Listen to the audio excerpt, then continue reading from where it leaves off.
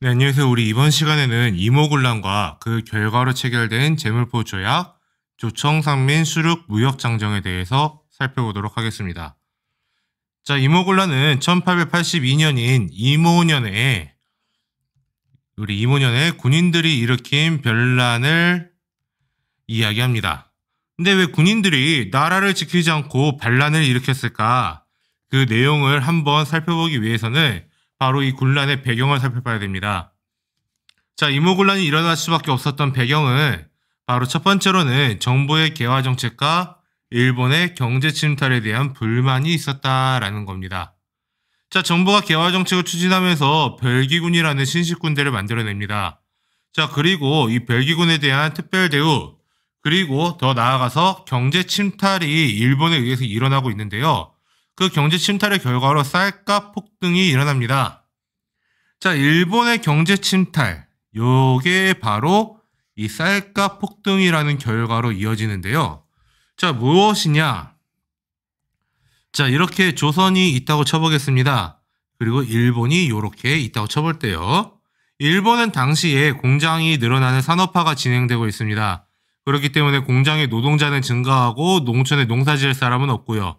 그리고 농사를 지을 땅에 공장을 세우고 이러다 보니까 곡식 부족 현상이 일어나고 조일수호조교의 부속조약에서 체결한 강화도조약 부속조약에서 체결한 내용대로 양국의 무제한 유출을 해 나가고 있던 상황입니다. 그러다 보니까 조선은 조선 내에서 소비될 그런 쌀도 모자른 상태가 되게 되는 겁니다. 마치 경제학에서 이야기하는 수요와 공급의 논리에 문제가 생긴 건데요. 자, 조선이 필요로 하는 수요량이 많습니다. 하지만 공급량은 그것보다 부족한 현상이 벌어지는 거죠.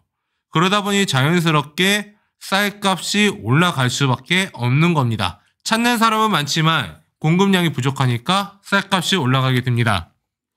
그리고 조선은 기본적으로 농업국가지만 도시에서는 농민들보다는 상공업자들, 수공업자들이 많이 위치해 있기 때문에 도시에서는 쌀을 사 먹어야 됩니다. 그러다 보니 자연스럽게 쌀값이 올라가면은 도시 하층민들, 이들이 생활하는 데는 어려움이 있을 수밖에 없는 겁니다. 자, 거기에 더 나아가서 별기군에 대해서 우대를 하지만 반대로 구식군대에 대해서는 차별 대우가 일어나게 됩니다. 자, 근데 이러한 차별 대우, 이모군란의 가장 핵심 원인은 바로 이 구식군대에 대한 차별 대우에 있습니다. 자, 어떻게 차별이 되었느냐? 별기군한테 무조건 최고급 장비 가고요. 임금체불 단 한 번도 안 됩니다. 자, 근데 구식군대 여기에는 13개월 동안 임금체불이 일어나고 있어요. 13개월, 1년하고 한 달입니다. 자, 근데 거기에 한 달치를 먼저 줘요. 근데 조선이란 나라는요, 오늘날처럼 근로자들한테 통장으로 돈을 입금해주는 나라가 아니에요. 통장 개념 자체가 없던 시절이라고 봐도 무방합니다. 그렇기 때문에 식량으로 줬는데 그러면 13개월치가 밀렸어요. 그 중에 한 달치를 줘. 그러면은 쌀 한 포대 안에 쌀만 100%가 있어야 되는 게 기본 상식입니다. 근데 쌀 100%가 아니에요.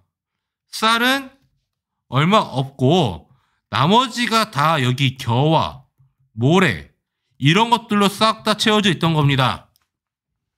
자, 정부는 쌀 100%로 주라고 시켰겠죠.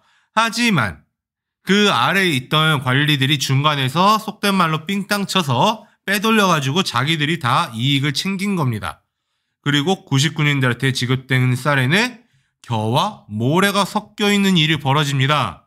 자, 안 그래도 1년 넘게 임금체불 돼가지고 돈을 받았는데 여기에 이런 하찮은 게 들어가 있다. 당연히 분노 폭발하고 구식군인들 들고 일어서게 되는 겁니다. 자, 그래서 당시에 이렇게 준 것들이 바로 선해청입니다. 그 당시에 그 선해청에서 쌀을 지급을 했는데요. 선해청에서 이 지급을 이런 식으로 해버리니까 여기에서 사건이 벌어지게 되고요. 당시에 이 선해청을 관리하고 있던 민겸호의 집을 습격을 해서 죽여버립니다. 그리고 왜 이렇게 됐을까 했더니 네, 이거는 정부 고위 관료들이 중간에서 다 농간을 부렸기 때문이다. 그리고 더 나아가서 일본의 경제적 침탈이 일어났기 때문이다 라고 판단을 합니다. 자, 그렇게 해서 99년들을 들고 일어서니까 안 그래도 살기 힘들었던 도시 하층민들까지 가담을 해서 정부 고위 관료, 민경화 같은 정부 고위 관료들의 집을 공격하고요. 일본 공사관, 지금의 서대문 지역에 있었던 이 일본 공사관도 공격을 하고요. 별기군에 있던 일본인 교관까지도 다 살해를 하는 상황이 벌어집니다. 그리고 당시에 이 타겟은 누구한테까지 향하냐면은 바로 명성황후한테까지도 향하게 됩니다. 고종의 부인, 민씨 세력들의 핵심 인물인 바로 왕비한테까지 이 화살이 돌아가게 되니까 왕비는 궁궐을 탈출해서 멀리 피난을 가게 됩니다. 그래서 피난을 가서요, 이 왕비가 살았는지 죽었는지도 모르는 상황이 벌어져요. 그렇기 때문에 고종은 속된 말로 그냥 멘붕에 빠지게 되고요. 이 사건의 수습을 위해 자기가 척지고 살고 있던 자기 아버지 흥선대원군을 불러서 사건의 수습을 맡기게 되고, 흥선대원군은 이제 그 자신이 통상수교 거부 정책을 실시했던 사람입니다. 그리고 이러한 것들은 정부의 개화 정책으로 인해 일본이라는 세력들이 들어오면서 생긴 것이기 때문에, 그렇게 판단을 했기 때문에 당연스럽게 개화 정책도 중단을 시킬 수밖에 없었던 겁니다. 자, 그렇게 해서 이 군란은 이 흥선대원군이 다시 집권하면서 개화 정책을 중단하고 99인들에 대해서도 다시 정상적인 대우를 하고, 그리고 관련자들 다 처벌하고 이렇게 되면서 어느 정도 마무리되는 줄 알았습니다. 하지만 이제 어느 정도 상황이 좀 전개가 되니까 이제 왕비를 중심으로 한 민씨 세력들의 요청을 받았던 청나라 군대는 이 군란에 개입을 하게 되고요. 흥선대원군은 권력을 다시 잡은 지 약 한 달 정도 지나서 청나라로 납치돼서 압송이 되어 갑니다. 청나라에 가면 중국의 텐진이라는 곳으로 압송이 되어 가서 그곳에서 3년 동안 지내게 됩니다. 그리고 흥선대원군이 청으로 납치되어서 압송되니까 다시 그 자리는 민씨 세력들이 다시 권력을 차지하게 됩니다. 자, 근데 한 가지 볼 필요가 있습니다. 이 흥선대원군, 왕의 아버지죠. 자, 왕의 아버지고를 떠나서 당시 이 조선의 문제를 수습하려고 나타났던 인물입니다. 자, 이러한 인물이 청나라로 압송이 되어갔다. 자, 이거는요, 이게 아무리 쟤네들이 조선을 속국으로 생각을 할지라도 이거는 엄청난 외교적 문제가 생길 수밖에 없는 상황입니다. 자, 근데 그 상황에서 이게 일어났다. 그리고 흥선대원군이 3년이나 있었다. 이거는 당시에 누군가의 암묵적인 동의가 없었다면 일어날 수 없는 일입니다. 자, 그럼 그 누군가는 누굴까요? 아마 왕과 왕비의 묵인이 있었기 때문에 이것이 가능하지 않았을까요? 자, 그래서 그런가 흥선대원군과 고종의 사이는 흥선대원군이 죽을 때까지 전혀 개선이 되지 않습니다. 자, 그렇게 해서 어쨌든 임오군란은 마무리가 됩니다. 근데 청이 흥선대원군을 압송해 왔다라는 것은요, 조선에서 청의 영향력이 상당했다라는 것을 의미를 합니다.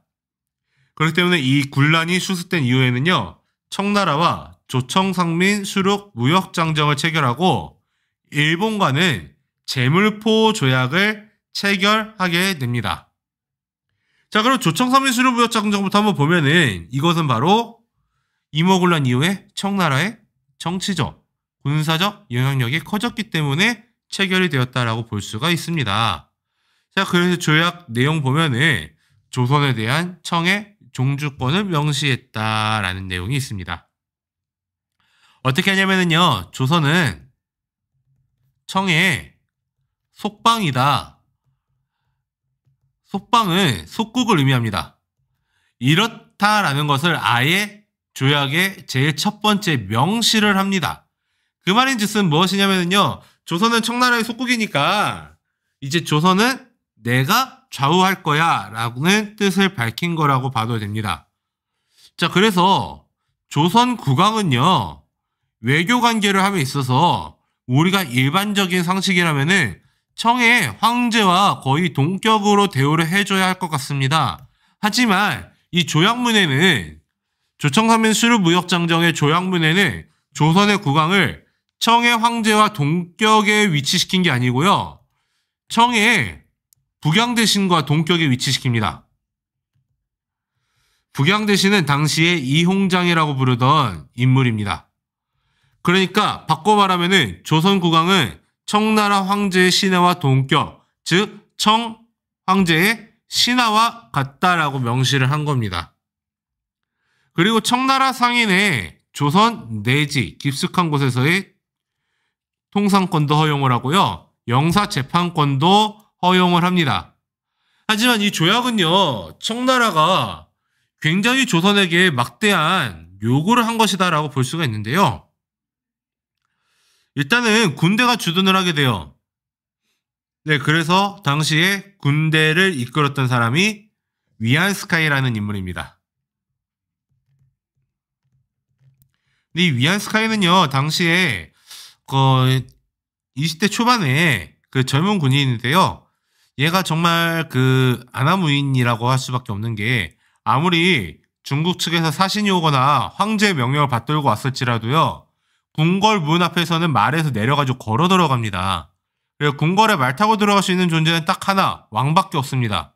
하지만 이 위안스카이는 궁궐에 그냥 말 타고 들어갑니다.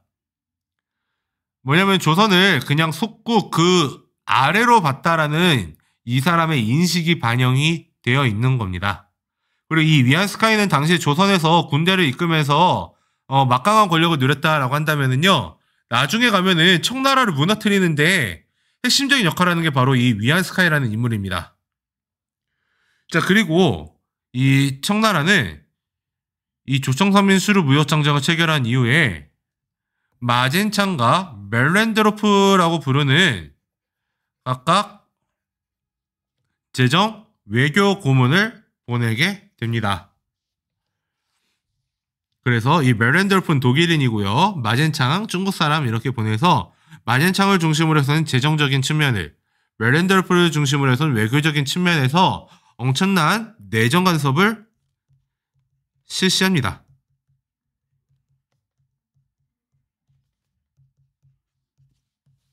자, 이렇게 내정 간섭을 열심히 하게 됩니다. 근데 이 얼마나 그 조청삼민 수륙무역장정을 조선 입장에서는 좀 중요하게 봐야 될게요. 이것도 뭐 보면은 영사재판권, 치외법권이 허용되었다라는 측면에서는요, 불평등 조약의 하나입니다. 근데 이 불평등한 내용이 굉장히 좀 문제가 있는데 바로 관세적인 측면입니다. 자, 관세. 조선이 나중에 조약을 개정했을 때 미국과의 조약, 그 다음에 일본과도 조약을 개정을 하죠. 그래서 관세를 맺었을 때, 그리고 영국 등과도 했을 때 보통 관세는 10에서 30% 선으로 협정을 맺습니다. 근데 청나라는 조선에 대해서 5%로 강요를 하게 돼요. 물론 홍삼에 대해서만 15%, 나머지는 5%의 관세를 부과합니다. 이거를 그냥 강요해서 관철을 시켜요. 자, 근데 이거는 확실히 조선이 서양 국가들과 맺은 관세율보다 낮은 관세율입니다. 근데 더 문제는요, 청나라도 난징조약 이후로 불평등조약을 맺습니다. 근데 그때 청나라가 서양 국가들과 맺었던 관세율이 바로 최대 30% 선이에요. 10에서 30% 사이로 맺습니다. 근데 그들과 맺었던 관세보다도, 그것도 불평등조약이라고 이야기하는데 지금 조선에는 그보다 더 낮은 5%를 강요해서 관철을 시켜버립니다. 이거는 조선에 대해서 엄청난 양의 불평등한 내용을 강요했다라는 증거가 되겠습니다. 자, 그리고 일본과는 재물포조약을 체결하는데요. 네, 어쨌든 간에 일본은 이 이모곤란 이후에 일본인에게 피해를 입힌 사람들에 대해서 책임을 져라라는 식의 이야기를 합니다. 물론 그 이모군란의 배경을 보면 일본의 그 경제적 침탈도 있고 그 다음에 뭐 일본인 교관이 들어오고 뭐 그런 일본의 영향력은 있었습니다. 하지만 그 이모군란 자체에만 팩트를 그 초점을 맞춰보면은 이모군란 당시에 피해를 입은 사람은 일본 공사관이 피해를 불탔고요. 일본인 교관이 죽었어요. 그러니까 일본 사람이 죽었다라는 겁니다. 그래서 일본 측 주장은 뭐냐면은 야, 니네가 조선인들이 우리 일본 사람들한테 피해를 입히지 않았느냐? 그러니까 그거에 대한 책임져야지 라고 해서 조약을 체결한 게 바로 제물포 조약입니다. 자, 내용을 한번 보겠습니다. 조선국은 5만 원을 지출해서 피해를 당한 일본 관리들의 유족, 부상자에게 특별히 돌봐줘야 한다. 그리고 흉도들. 이 흉도들이라 함은 이모군란 당시에 군인과 도시 하층민들을 이야기하는 겁니다. 이들의 포악한 행동으로 인해 일본국이 입은 손해에 공사관 불탄 걸 이야기하는 겁니다. 그리고 공사를 호위한 해군과 육군의 비용 중에서 50만 원을 조선국에서 보충한다 라고 규정을 짓습니다. 이거는 뭐냐면은 일본의 배상금을 내라라고 이야기를 하는 겁니다. 그리고 제5관을 보면은 일본 공사관에 군인 약관을 두어서 경비를 서게 한다라고 명시하고 있습니다. 군인 약관이라 그랬지 몇 명이 약관인지에 대한 내용이 없습니다. 이거는 일본 공사관에 경비병을 주둔하도록 허용을 하겠다라는 이야기입니다. 그 경비병이 우리가 봤을 때는 10명이 됐지 50명이 됐지 딱 50명이 적절하다 생각할지라도 일본이 생각하기에 500명이 약관이야 라고 이야기하면은 두 나라 사이에 외교적 분쟁이 생길 수밖에 없는 내용입니다. 실제로 우리가 다음 시간에 보게 될 갑신정변 때는 당시에 이 제물포 조약을 근거로 해서 주둔했던 경비병 500이 갑신정변 세력을 군사적으로 지원을 하면서 문제가 터지게 됩니다. 자, 그렇게 해서 이제 보면은요, 이렇게 그 제물포 조약에 이 경비병 주둔을 허용했던 이 문구는 나중에 갑신정변 때 일본군이 개입을 하게 되는 원인이 되고요.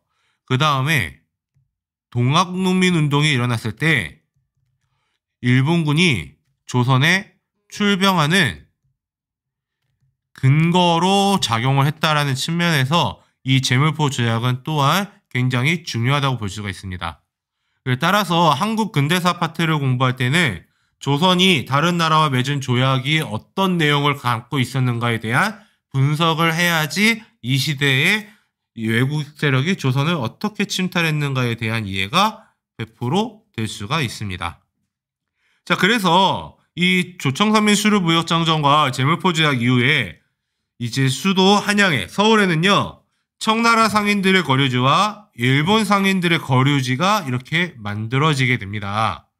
자, 그래서 청상인의 거류지 이 지역 오늘날 을지로라고 부르는 요 지역에 만들어지고요. 여기 일본인 거류지는 충무로, 네, 명동과 그 다음에 충무로 이 일대가 일본인 거류지가 됩니다. 나중에 여기를 충무로라 이름 붙이는 이유, 일본이 너무 싫어요. 근데 일본을 배척했던 사람이 누가 있나, 일본과 싸워서 이긴 사람이 누가 있나 봤더니 충무공 이순신이 있는 겁니다. 충무공 이순신 장군이 있었기 때문에 여기에 대해서는 이 일본인들 많이 살았던 이 지역의 이름을 충무로라고 짓고요. 청상인들이 거류지였던 이 지역, 청나라 상인들이 또 일본인들 못지않게 행패를 부렸었다 합니다. 그러다 보니 우리가 중국과 싸워서 승리를 거뒀던 인물이 누가 있나 봤더니 고구려 시대에 을지문덕이 있었던 겁니다.